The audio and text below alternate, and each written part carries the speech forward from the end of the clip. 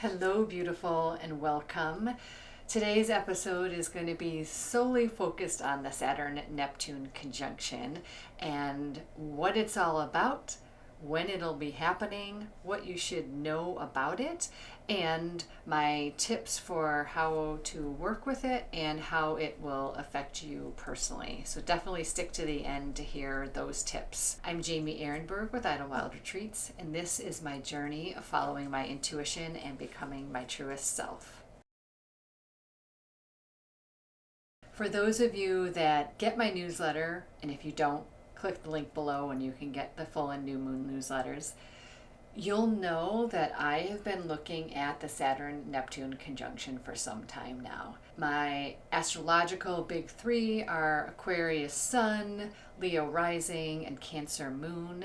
And in human design, I'm a splenic projector, a 6-2 splenic projector.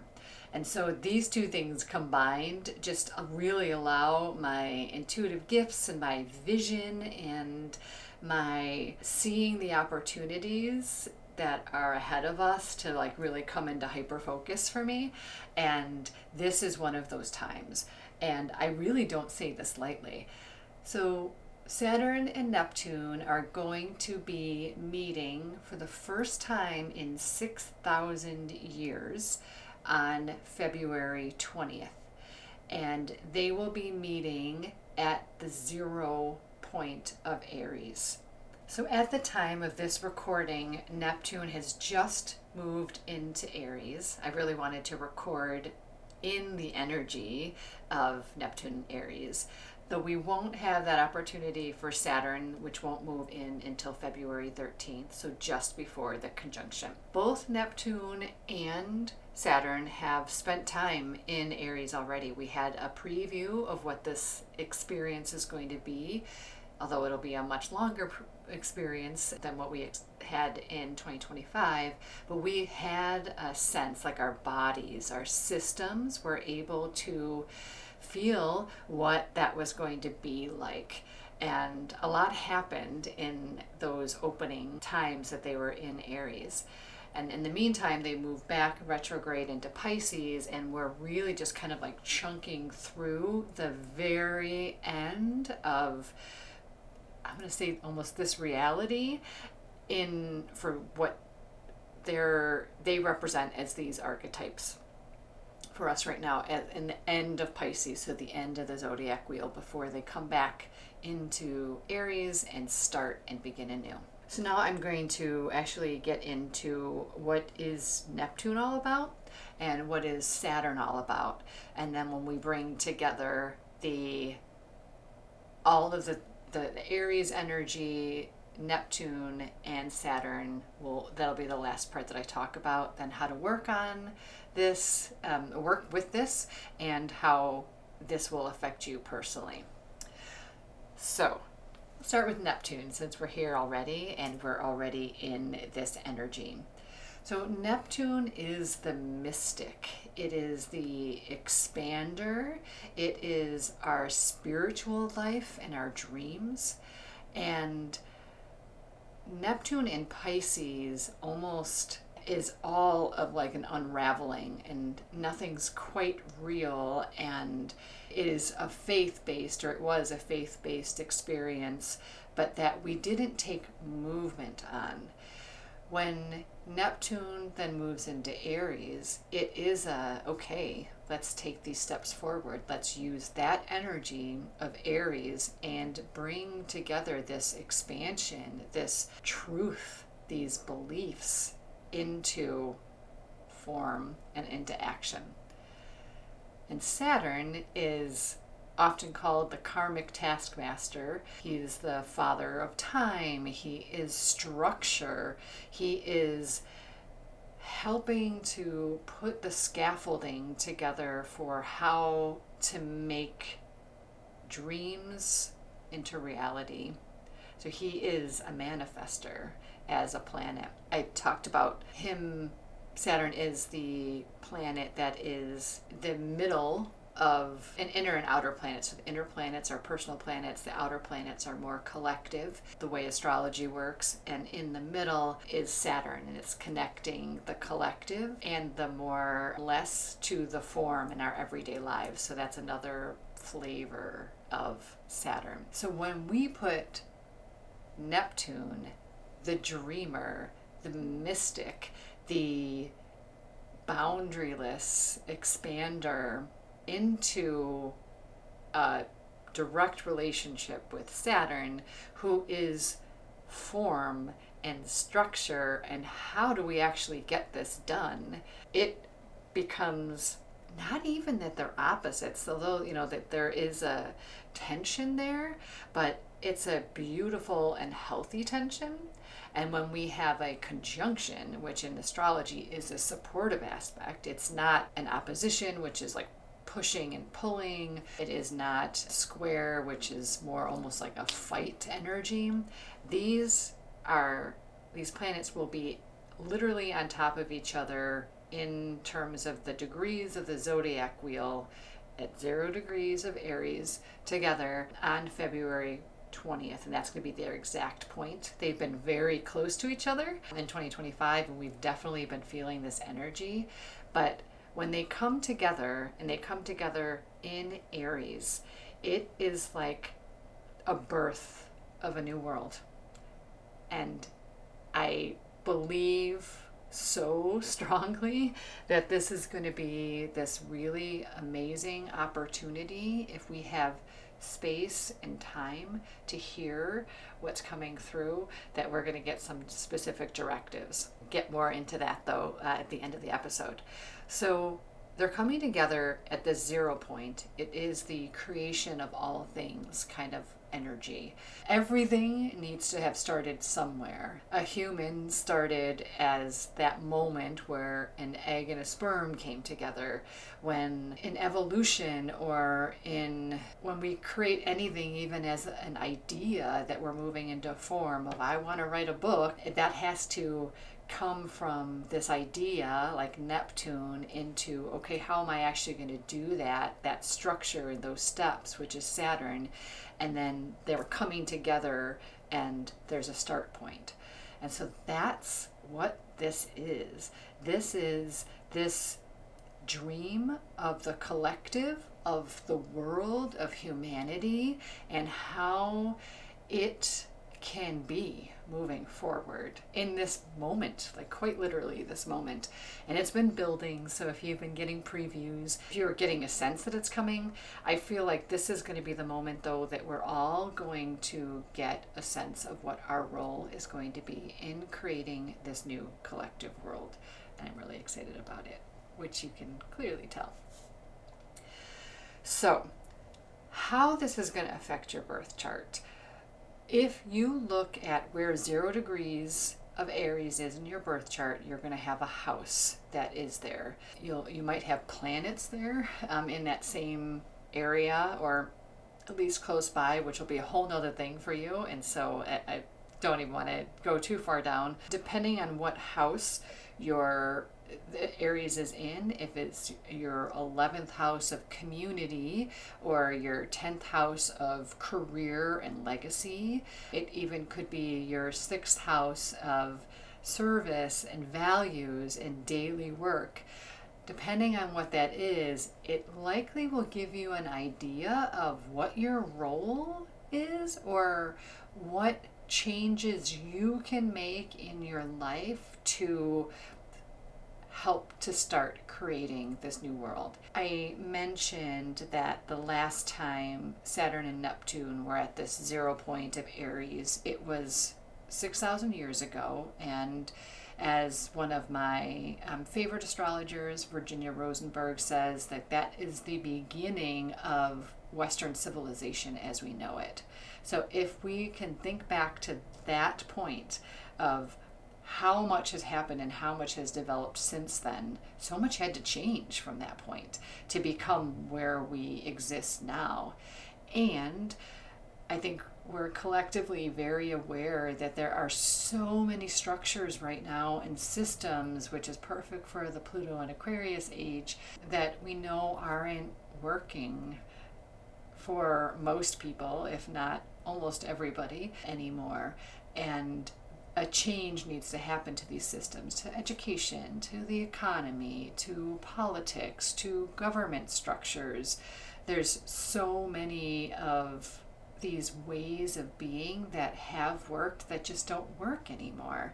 And so that is what some people are calling New Earth. It is like new expanded consciousness, maybe 5D consciousness. It is this, no matter what, if that's too out there in terms of words for you or beliefs, that things need to change and we feel that they're changing, and all of this energy has been building to this isn't right. We don't know what it is that is right, but this isn't right. This is going to be, I believe, the moment that we're going to be able to start getting some clarity, because it's going to lock in what is possible. And we are all going to have to be co-creators in that. It isn't going to be, oh, the solution's just going to arise and we don't have to participate. That's what Aries is about. It is about participation and individual participation, and not relying on others to do the work. But because you literally can't change your reality unless you're participating in it. And that's certainly a little bit more of a metaphysical sort of a thing, but it's true in the day-to-day, more mundane too, for us as humans as well. That if you want to lose weight, you have to do something about it, right? There has to be you doing something about the change that you're looking for or that you're seeking. So we have this point coming together, and at least from the astrological perspective, you might look to that. And I'm going to actually pause there. I'm all about intuition and following our own intuition and our own inner knowing. If you already are getting clarity or getting some kind of feeling or pull as to what this is for you, that should be what you focus on. And how do you actually start taking steps along that?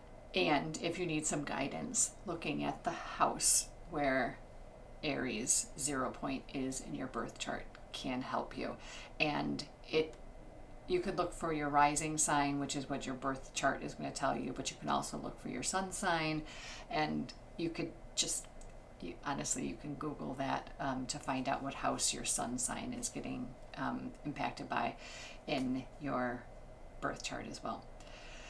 But this time of getting information. So those are my tips. Actually, we're starting to move into that. Looking at your birth chart, feeling into your own intuition, staying super grounded.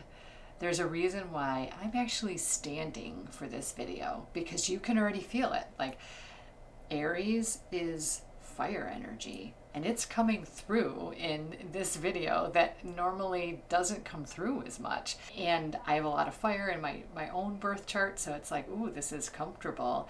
But I am choosing to stay standing so that my feet are literally grounded and connected to what is beneath us. So grounding is one of those things that I highly recommend in working with all of the energy of this year, but certainly just this transit or this exact date and around the date is how can I go outside?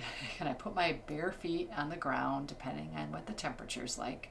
Can I touch a tree? Can I just breathe in fresh air into my system? Can I stand with my feet firmly rooted in the ground, hips width apart, and feel the roots, connecting me into the ground? Even me thinking and connecting to those has changed my pace, my voice already. And so it's really, those are impactful practices. And also beautiful, clearing breaths, where when I say clearing, for me, that means inviting the breath in at the base of the spine, allowing the breath to come all the way up to the crown and come back down, and allowing a few of those breaths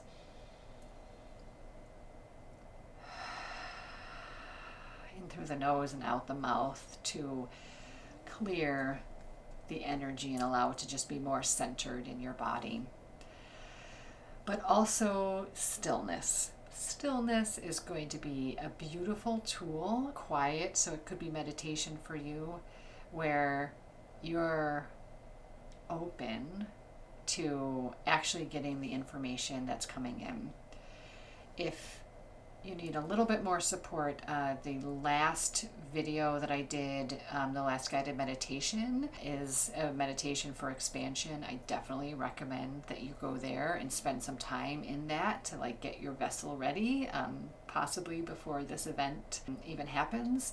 It could be that you do that meditation right before the astrological event happens. It could be the day of, and just allow then in that space what information is able to come in to you, and also connecting with your type of intuition and allowing that to be kind of the eyes that you have out in the world, which might not be actual eyes, whether it's your visual intuition, your just knowing, your feeling, or your hearing, and tuning those senses up, the ones that are already strong for you, on and around this day. I would say not necessarily before, but this day and a little bit after, there's going to be a spark that hits each one of us if we're listening and paying attention for it.